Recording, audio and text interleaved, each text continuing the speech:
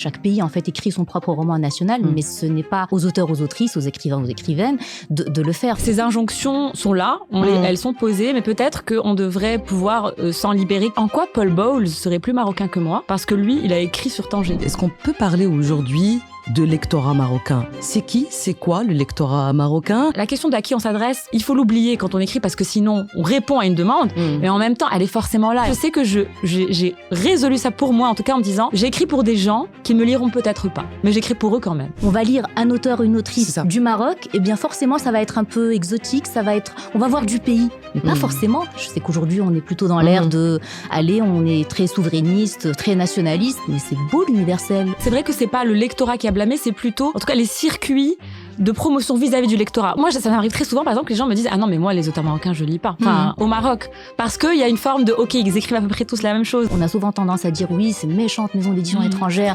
qui exotise le regard. » Oui, mais enfin, si on l'accepte, c'est que quelque part, peut-être que nous-mêmes, nous nous exotisons sans que nous le sachions. Au Maroc, je parle de scène locale cette fois-ci, on pourrait déplorer la quasi-absence de critique littéraire. La critique littéraire, moi, elle me semble fondamentale parce que, en fait, ce qui permet à chacun de s'autoriser et d'aller pousser des endroits de l'imaginaire qu'on n'a pas forcément poussé, c'est aussi qu'il y ait une forme de critique exigeante qui permet aussi de se dire on s'autorise tout, mais il y a une vraie critique. C'est ça. Un pays que l'on adore détester, qui est la France, a quand même une grande tradition de critique, certes, mais aussi d'émissions littéraires. Est-ce que c'est pas les maisons d'édition aussi au Maroc qui sont à questionner aussi L'exportation de plumes ou d'auteurs ou d'autrices, est-ce que c'est parmi leurs priorités ?